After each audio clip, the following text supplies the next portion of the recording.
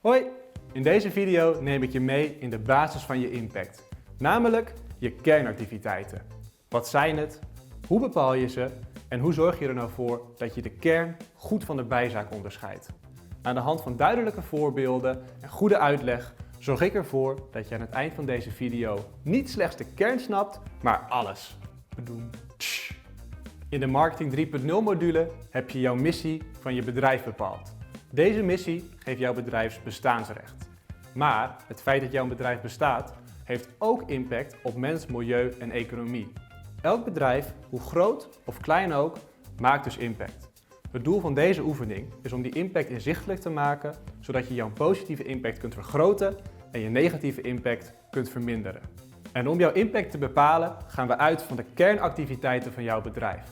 Dit zijn de dingen die jouw bedrijf onderneemt, die jouw bedrijf maken tot wat ze is. Die moet je misschien even laten bezinken, dat snap ik. Daarom een voorbeeld om het hopelijk wat duidelijker te maken.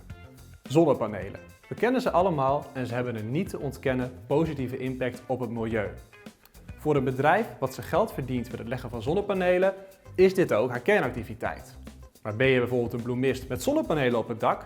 Heel goed, dat is duurzaam, maar niet je kernactiviteit. En natuurlijk ben je supergoed bezig als je zelf groene energie opwekt of misschien zelfs CO2-neutraal bent. Deel dit vooral ook met de rest via bijvoorbeeld social media. Maar dit zijn niet de dingen waarvoor jouw klanten bij jou aankloppen, je kernactiviteiten. Dat is waar jouw bedrijf op gefundeerd is. En waarmee je positieve of negatieve impact maakt op mens, milieu en economie.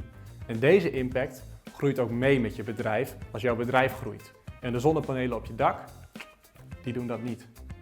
Maar hoe bepaal je die dan? Jij weet als het goed is als geen ander wat jouw bedrijf doet. Bedenk waarvoor klanten of potentiële klanten bij jou aankloppen. Dat zijn je kernactiviteiten. Schrijf deze op en als je op een gegeven moment te lang moet nadenken over een nieuwe kernactiviteit, dan is het waarschijnlijk geen kernactiviteit meer. Ik noemde het al een paar keer, met je kernactiviteiten breng je dus je impact in kaart. Maar hoe doe je dat dan? Dat ga ik je nu uitleggen.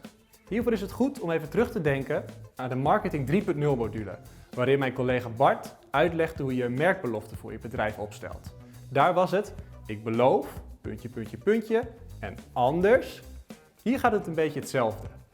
Mijn kernactiviteit is, puntje, puntje, puntje, en de impact die ik hiermee maak is, het is dus een denkstap, het is het gevolg van wat je doet als bedrijf. Om nog maar het voorbeeld van de zonnepanelen erbij te pakken, stel je voor, je bent een bedrijf met als kernactiviteit het leggen van zonnepanelen.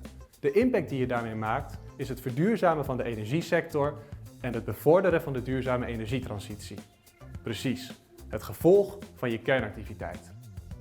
Het doel is om deze in kaart te brengen en op die manier je positieve impact te vergroten en je negatieve impact te verminderen. En hoe je dit doet? Data gedreven natuurlijk. Maar daar vertellen we je alles over in de volgende oefening.